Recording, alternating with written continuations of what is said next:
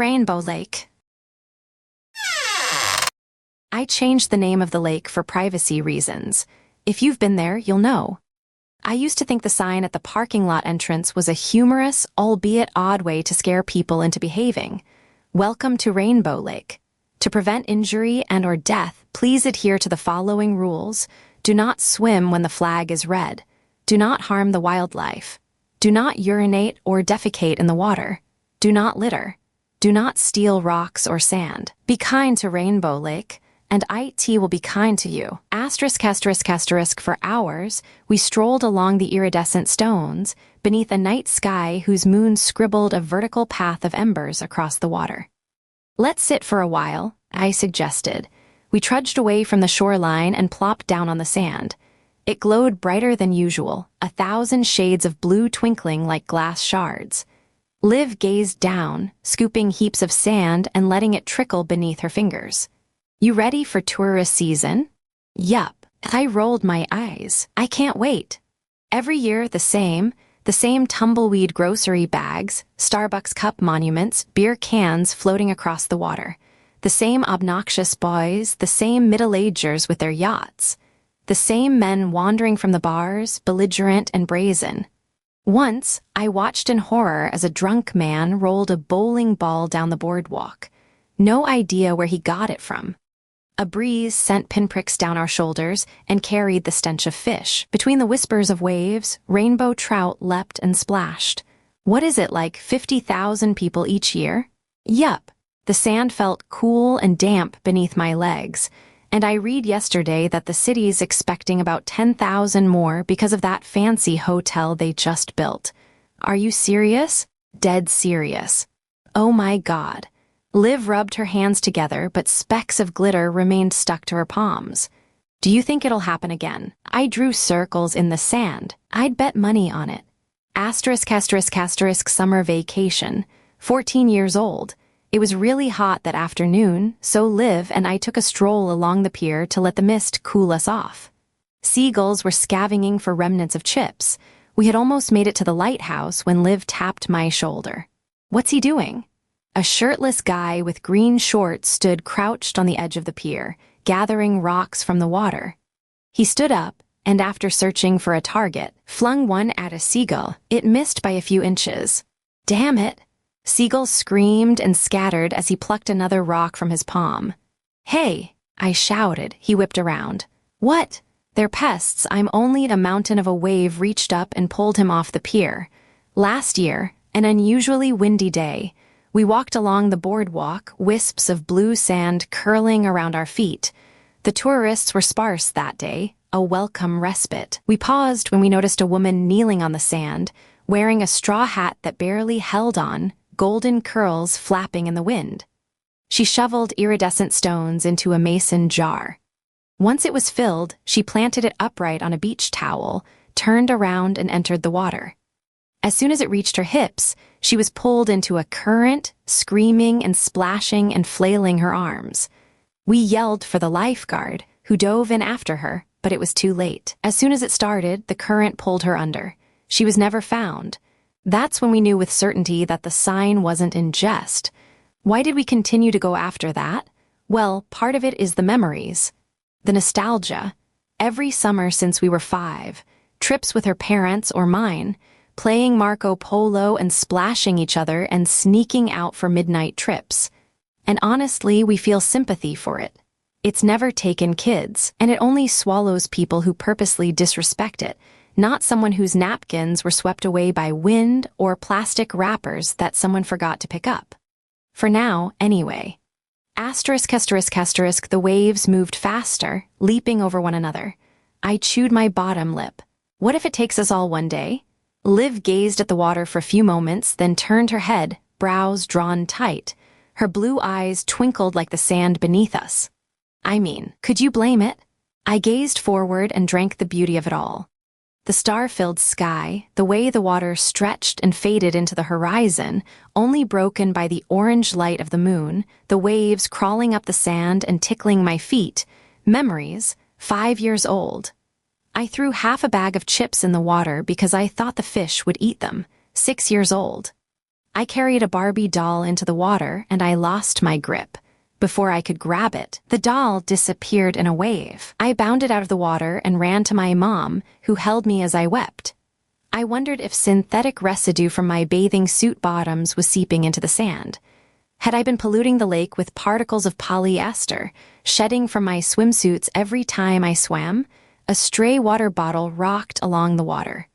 No, I swallowed. I couldn't. Submitted by /U or Mystic Moon 222 link comments.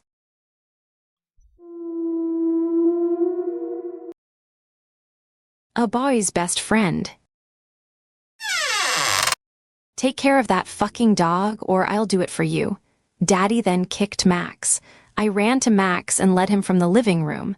I scratched behind his ears as he whimpered. He always liked when I did that. Don't worry, Max, it'll be okay, Mommy says so. Then I whispered so Daddy couldn't hear me. Don't listen to him. Good dog. Max was my best friend. I didn't get to go out much except for school and no kids wanted to come here, so I was alone a lot. But I was never really alone, not when I had Max. I went to the kitchen and filled his food and water bowls in the corner. One was blue and one was white, and they both said Max in gold letters on the side. Once I filled them, Max ate and drank until he was done. Then we went up to my room. While we were there, I heard Mommy come home from her job at the grocery store. After a while, she and Daddy started talking really loudly.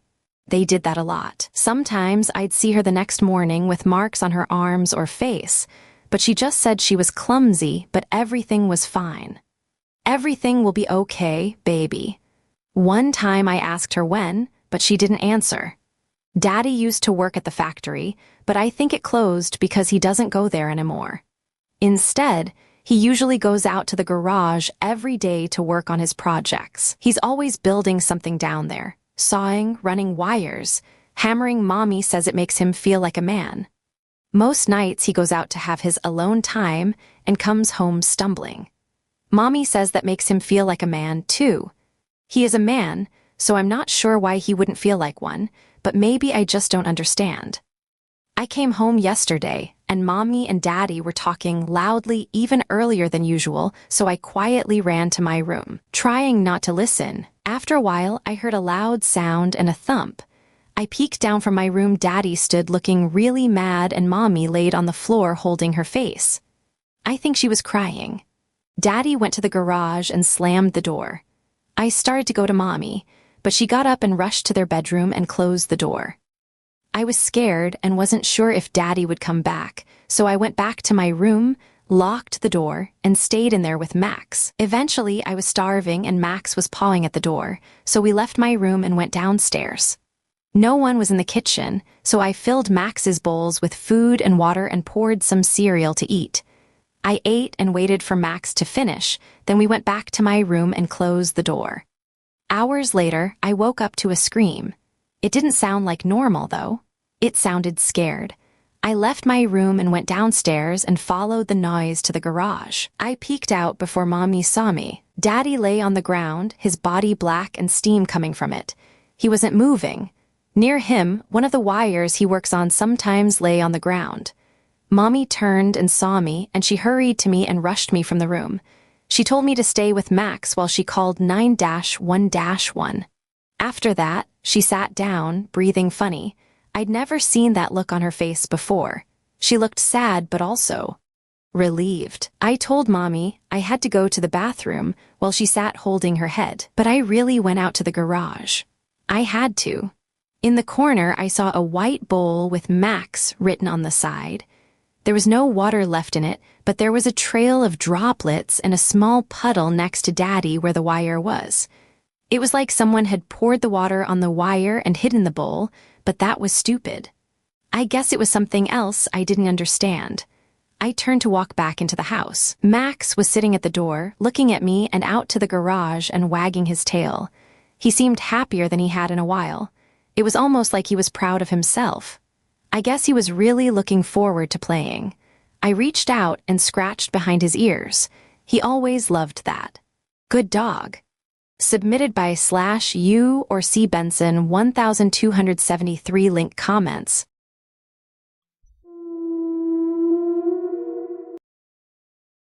He said there were no slaves where he came from.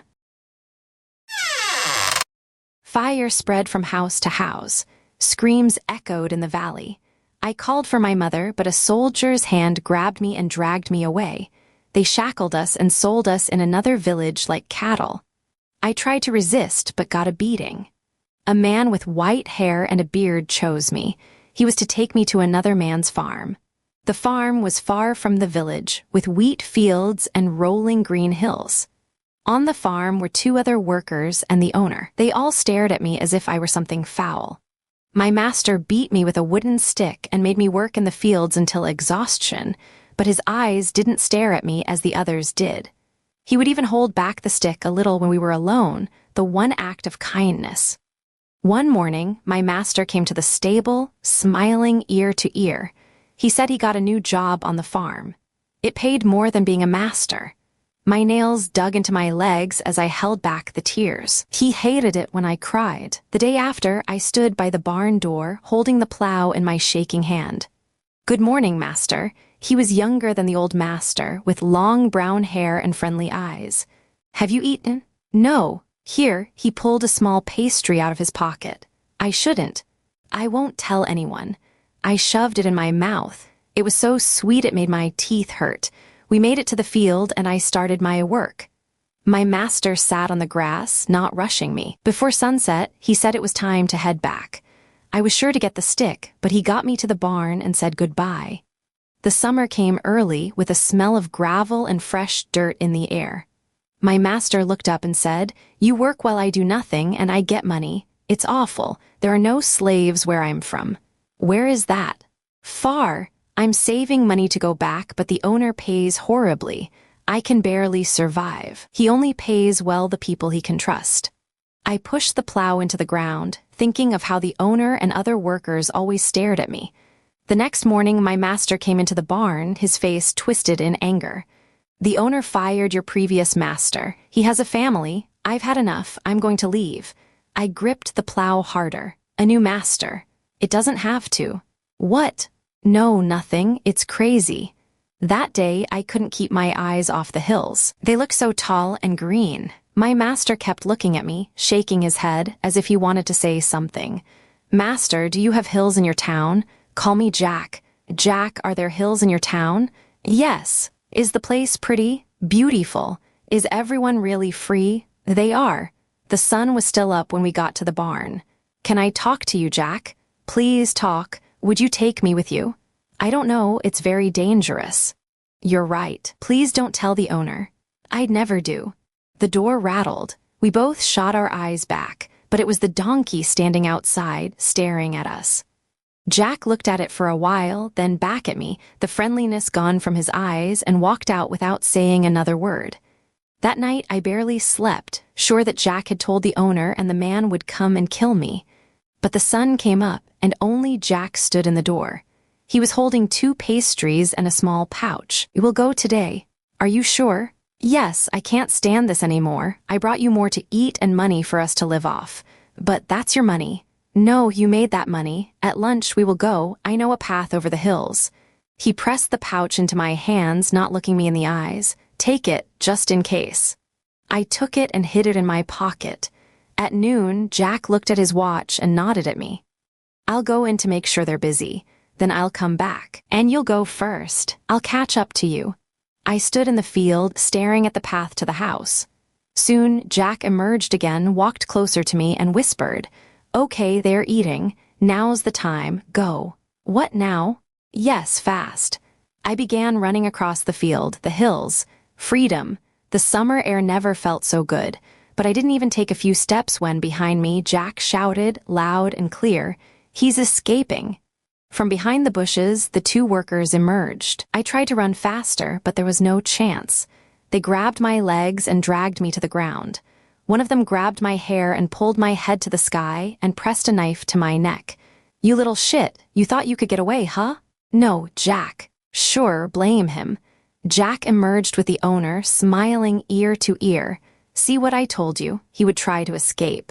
"I didn't want to believe, but you were right. He even stole money from you. Search his pockets." One of the men stuck his hand into my pockets and pulled out the pouch Jack had given me. The owner looked at it and shook his head. "We have no place here for a thief, but for you, Jack, we'll have plenty," the owner said and turned around. Jack pulled out another pastry and began eating it, staring into my eyes. One of the men started to chuckle, and the knife's blade began digging deeper into my skin. I looked at the hills one last time and imagined what the summer air felt like up there. Submitted by /U or Ab Kane 667 link comments.